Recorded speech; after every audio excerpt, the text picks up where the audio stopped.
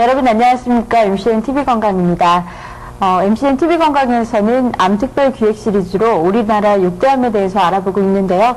오늘은 그 마지막 순서로 여성들에게 암 발생률 1위인 유방암에 대해서 알아보도록 하겠습니다. 오늘 도움 말씀 주신 홍성우 의원, 민심남 외과장님 나오셨습니다. 과장님 안녕하십니까? 안녕하십니까?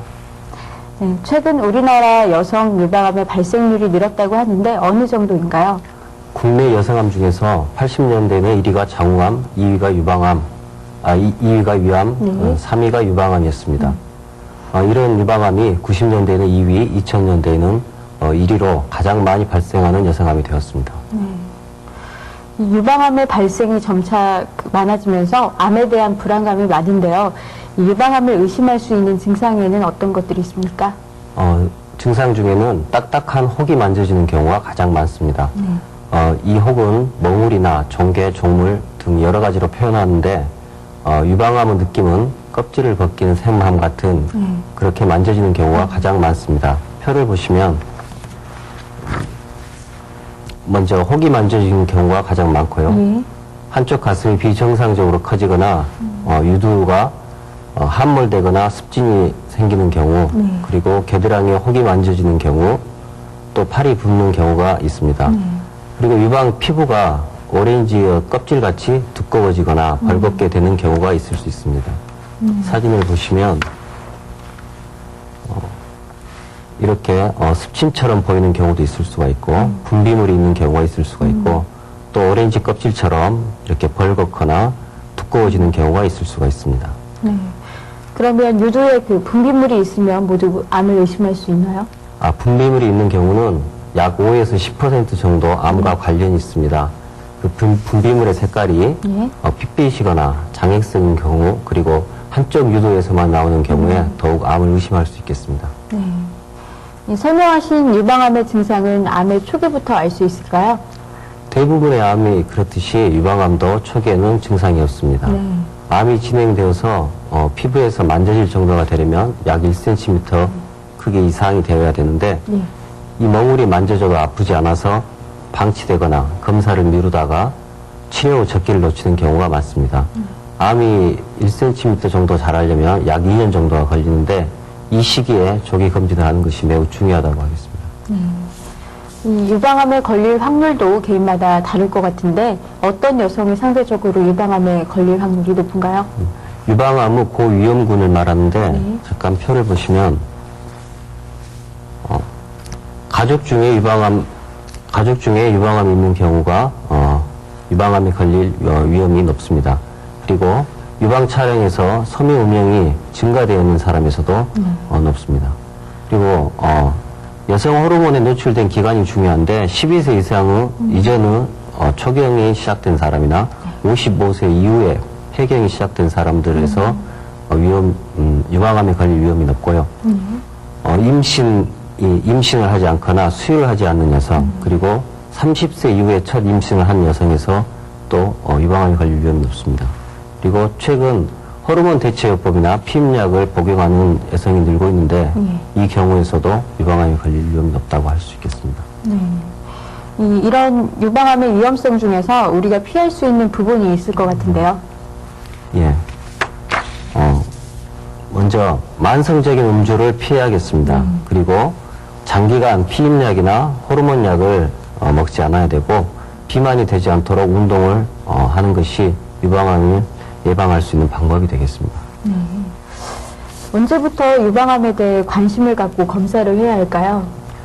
미국 등 서구 여성에서는 50세를 전후하여 폐경기를 지나면서 나이가 들수록 점차 유방암이 걸릴 확률이 높아지지만 한국에서는 40세에서 55세 사이의 중년 여성에서 유방암이 걸릴 확률이 높습니다. 특히 우리나라에서는 20대, 30대의 유방암 빈도가 미국보다 4배나 많고 전체 유방암은 약 25%나 차지하고 있어 유방암 조기 발견을 위해서는 20대부터 철저한 유방 검진이 필요하다고 하겠습니다. 과장님, 조기 검진은 어떻게 합니까? 조기 검진은 이게 이제 한국유방암학회와 국립암센터에서 제시하는 건데 30세 이후에는 매월 자가검진을 실시해야 하고 35세 이후에는 2년 간격으로 임상검진을 실시하고 기본 유방 촬영술을 실시해야 합니다. 그리고 40세 이후에는 1, 2년 간격으로 임상검진 및 유방 촬영을 실시하는 게 좋고, 아까 이야기했던 고위험군에서는 의사와 상담해서 검사를 하는 게 좋습니다. 유방암을 진단하려면 어떤 검사를 받아야 할까요? 유방암 진단에는 여성 스스로 할 수 있는 자가검진이 있을 수 있겠고, 전문가에 의한 임상검진이 있으며, 유방 촬영술이나 초음파, 또 자기 공명 영상이나 유전자 검사, 그리고 조직 검사 등이 있을 수 있습니다. 이 유방암에 있어서 그 자가검진이 매우 중요하다고 들었는데요. 이 구체적으로 어떤 방법이 있는지 설명해 주시죠. 자가검진은 유방암 검진에서 조기 발견할 수 있는 매우 중요한 방법인데, 생리가 있는 여성에서는 매월 생리가 끝난 5일에서 7일 후에, 그리고 생리가 없는 여성에서는 매월 1일 등 일정한 날을 정해서 실시하는 게 좋습니다. 그림을 보시면 먼저 거울 앞에 서서 자신의 유방의 형태를 관찰합니다. 전체적인 윤곽이나 좌우 대칭 여부, 유두와 피부의 함몰, 또 피부에 이상이 있는지를 관찰하게 되겠습니다. 그리고 한쪽 팔을 올리고 반대쪽 손 후 가운데 세 손가락을 이용해서 유방의 바깥쪽부터 시계 방향으로 원형을 그리면서 유두를 향하여 천천히 들어오면서 촉진을 하면서 진찰을 합니다. 그리고 마지막에는 유두를 짜서 분비물이 있는지를 관찰하게 되겠습니다. 좀 더 구체적으로 보면 이런 식으로 바깥쪽에서부터 안쪽으로 이렇게 부드럽게 누르듯이 비비듯이 들어오면서 관찰을 하게 되겠습니다. 이 자가검진을 하더라도 이상이 있는지 알기가 무척 어려울 것 같은데요. 예, 자가검진은 암의 조기 발견에 매우 중요한 방법이지만 정작 여성 자신들도 정상적인 유방 조직의 치밀한 부위와 비정상적인 농구를 구분하기가 어렵습니다. 그래서 막상 자가검진을 하려고 해도 어떤 것이 정확한 것인지 몰라서 망설이는 경우가 많습니다. 처음에는 전문가로부터 임상검진을 받고 또 자가검진을 배워서 실시하는 게 좋겠습니다. 그러면 이 임상검진은 왜 하는 건가요? 임상검진은 간단히 말하면 전문가에 의한 자가검진과 같은 것입니다. 유방암의 약 10% 미만에서는 유방 촬영술이나 초음파 등 여러 가지 검사에서 발견되지 않고 진찰을 통해서만 발견되는 경우가 있어 임상검진은 암을 진단하는데 매우 중요한 검사입니다. 특히 우리나라 여성들 같이 유방이 조밀한 경우에는 임상검진이 진단에 도움이 되겠습니다. 방금 유방 촬영술을 말씀하셨는데 이 유방 촬영술로는 무엇을 알 수 있나요? 예. 사진에서 보듯이 침상 돌기를 보이는 병변이나 종괴의 경계면이 삐쭉삐쭉하면 암을 강력히 의심할 수 있겠습니다. 좌측은 정상적인 유방 사진입니다. 그리고 또 여러 가지 형태의 미세석회가 군집해 있는 경우가 있습니다. 이 사진은 같은 환자에서 약 23개월 후에 찍은 사진인데 이렇게 암이 커져 있는 것을 확인할 수 있습니다. 이 건강검진을 하면 초음파 검사를 하라는 경우가 종종 있는데 이 초음파 검사는 어떤 경우에 하게 됩니까? 유방 촬영술과 초음파 검사는 각기 다른 방식으로 유방을 촬영합니다. 초음파는 낭성 종양과 고용 종양을 구분하는데 아주 유용하며 유방 조직의 밀도가 높아 유방 촬영술에서 종괴를 관찰하기 어려울 때 유용합니다.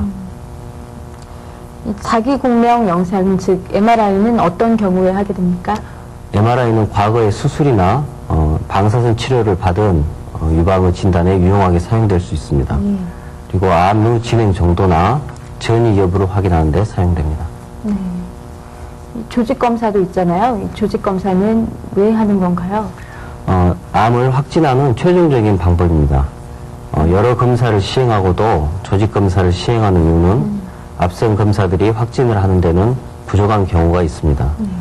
조직 검사 중에는 주사 바늘을 이용하여 세포를 채취하거나 총이나 맘모톰 등을 이용해서 조직을 채취하는 방법이 있고 농우를 절제해서 검사를 실시하는 방법도 있습니다.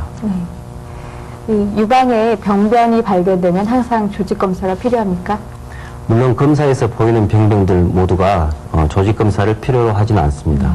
확연히 양성 병변으로 보이는 경우에는 정기적인 관찰을 할 수도 있겠습니다. 네.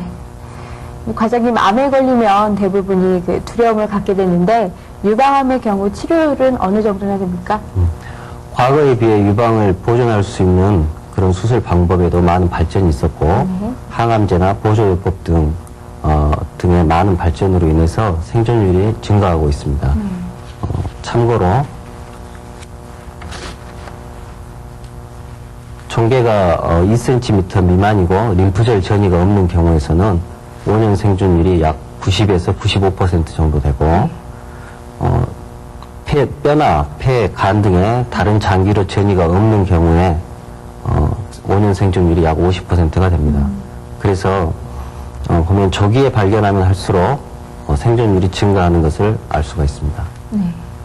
이제 치료 방법을 알아볼까요? 유방암으로 진단되면 어떤 치료를 받게 되는지 설명 부탁드립니다. 첫째로 가장 중요한 것은 수술입니다. 네. 최근에는 유방을 보존하는 방식의 수술이 늘고 있어 약 27%에서는 유방 보존 술식으로 수술을 합니다. 그리고 두 번째로 항암제를 투여하는 항암 화학요법이 있습니다. 국소적인 효과와 함께 전신에 퍼져 있는 미세전이 암세포의 효과를 나타내는데 환자들이 힘들어하는 경우가 많지만 매우 중요한 치료 방법입니다. 그리고 셋째로 내분비 치료가 있습니다. 에스트로겐이라는 여성 호르몬이 암 후 발생과 진행 과정에 매우 중요한 역할을 하는 것으로 알려져 있어 항에스트로겐 제제를 투여하는 것입니다. 그리고 방사선 치료가 있을 수 있고 마지막으로 환자에게 자신감을 회복하는 데 도움을 주는 유방 재건술이 있을 수 있습니다. 과장님, 오늘은 유방암에 대해서 알아봤는데요. 끝으로 유방암에 대해서 다시 한번 정리해 주시죠.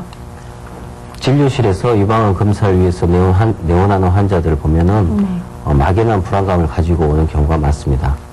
그러나 최근에는 암을 조기에 발견하면 유방을 보존할 수도 있고 또 치료 성적도 좋아 완치되는 경우가 많습니다.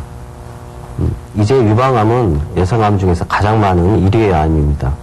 여성분들이 건강한 삶을 영위하기 위해서는 정기적인 조기검진이 필수적이고 반드시 해야 된다는 것을 강조하고 싶습니다.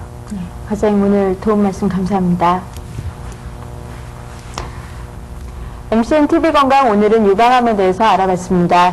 유방암은 조기 발견하면 조기 치료가 가능한 암 중에 하나라고 합니다. 이 조기 발견을 위해서는 자가 진단이 꼭 필요하다고 하니까요. 여성분들은 매달 일정한 날을 정해놓고 규칙적으로 시행하시고요. 또한 40세부터는 병원을 방문하셔서 꼭 정기 검진을 받아보셔야겠습니다. MCN TV건강 오늘 순서 여기서 마치겠습니다. 감사합니다.